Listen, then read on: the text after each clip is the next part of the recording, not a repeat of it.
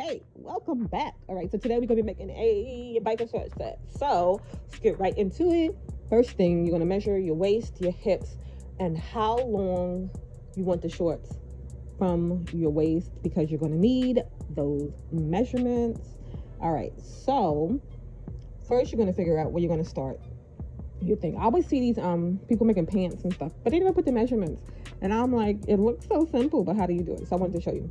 All right, so first, with your waist measurement, you're going to do 1/4 of that plus about 2 inches for seam allowance. So you're going to mark that. I didn't have any trucks, so you're going to have to look for those little pins, but that's 1/4 because your fabric is folded and you're going to make 2 pieces of this. So your fabric is folded, so that's 1/4. So each piece is going to be 1/2. You get what I'm saying? Plus your seam allowance. All right. So once you have your waist mark, then you're going to come down about 10.5 inches. If you want a higher waist, you got a bigger butt, whatever you got going on with your life, you're going to figure out how much you want your crotch to be. But on average, about 10.5 inches down. But if you need more, you can go down more to accommodate for whatever you got going on. Then from that mark, the 10.5 down, you're going to go across, and that's going to be 1/4 of your hips plus about 2 inches seam allowance. All right, these are biker shorts, so they have stretch. So the measurements could be real snug. You want to make sure it's snug. But if you were doing like a woven fabric, you know, you would space it out more to make sure you had that space. All right, anyway, come down the amount that you want to come down for the shorts. So however tall you want the shorts. And then you're going to do about 1/2 inch for your ankle, or like, not your ankle, because these are biker shorts, so about your thigh. So however much you want it to fit around whatever part it's going to lay on. But if it was a pant, you know, you want to come through your ankle plus a little bit of seam allowance there too. Oh my gosh. Okay, so once you do all that and you have all of those markings, what have you and stuff, then that's when you make the little swoop for the for your crotch, for your inside, your parts. So you're going to just come down and mark a little swoop. So it's about 1 inch or so out when you swooping out. So I think I'm good. So it's about 1 inch or so, that little dip there that you're coming out. And then you're going to curve, like not curve, but you're going to go back in to wherever you're ending it at. And like I said, don't forget about your seam allowance at the top, at the bottom, and all of the places. And then you're going to cut that. And then basically you have one pant leg. You got to make it twice. So you have one pant leg, and now you can go on and make a copy of that one. Just, you can fold it in half and use that again. And then now you have 2 pant legs, because God willing, you have 2 legs. Then once you're done with that, you're just going to fold it right side to right side, and you are going to sew that, the inseam, not the inseam, yeah, the inseam of your leg. I serge mine. You don't have to serge it, but you're just going to sew that closed, just the inside of the leg, not the crotch part. You're not going to do that just yet. And then once you sew that, you should have 2 closed pant legs. And then you're going to turn one the right way out, and the other, you're going to leave it the wrong way, because you're going to face them together, right sides to right sides. And then you will sew along the crotch.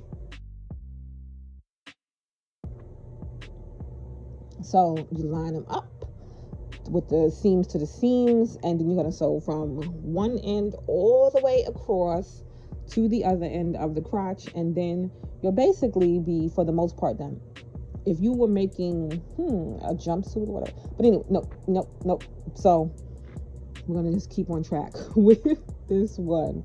So now that you have sewn those pieces together, it should look like this. And then you're almost done, and you can just go on to the last 2 steps, which is going to be finishing off the hem and putting some elastic in the band. The elastic, you're going to wrap it around your waist, give it, a little tug, because you want it to have a snug fit. See how much you need, snip that. All right, so for that, you're just going to fold it in. You can fold it in, do the stitch, then insert the elastic. You can close the elastic, put it in, sew it while you're doing it. whichever way you want. Just make sure you're using a stretch stitch, a zigzag or something, because it stretches a lot. And that's it for the bottom piece. You have that. And then I had some fabric left, so I was like, all right, let's make it a set.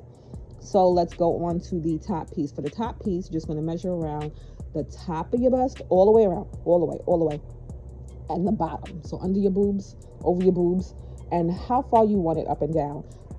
All right, so here is where I messed up when I cut it. All right, so I cut it like it was just the regular piece, but because I was folding it in half, I should have angled in, like you see that little angle at the bottom, I should have angled in the middle so that when I folded, the smaller piece was there. But I messed up. So when you're cutting it, if you're cutting it like that, you want to angle in at the middle and then come back out so that when you fold it in half, it lines up. But anyway, on to the straps. So I cut 4 straps, the length that I wanted them, and I cut them about 5 inches or so. And then you're just gonna fold those right side to right side, and you're gonna sew down the long side and one, not the bottom, just top and down the long side. And so when you're done here, then you should have 4 straps, because you want them to be able to tie long enough to play with them. So you have to measure it out, just put it on. But I just used as much fabric as I had, what have you and stuff left. So, you know, this was not precise as to, you know, what it should be, but you know, it was close. So that's why you leave the bottom piece open so that you can turn the straps the right way, and then they look all done and finished without you having to do too much extra work. You're gonna push them out, and then you're gonna take the piece that you only sewed one side of. So you only sewed one side together, because like I said, I'm folding it over. And then this is where you see, like, it doesn't line up. It lines up right there because it's just folded over. But when you fold it like that, I had a hard time lining it up. And then that's when I remembered I was supposed to angle in so that on the fold, it was smaller to reach for the bottom and bigger on the top. So each bottom should have been, if you have a question, you could ask. I don't know how to draw in this thing. So I would draw you a little diagram, but I don't know how to do that.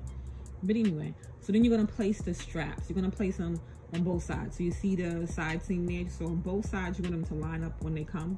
So you just sandwich them in, pin it all together, and then when you pull it out, it should look like that, and both sides of the strap should match. So you'll have 2 for the front, 2 for the back, and they should lay on top of each other. And then you're just going to close it up on the side, and you're done with your shirt. And then you see the fold on the bottom. This didn't mess up because wasn't that big a difference between the top and the bottom, but if you have like a big difference, you know, you need to make sure you get it right. But so this is it when you're done, and it's super cute.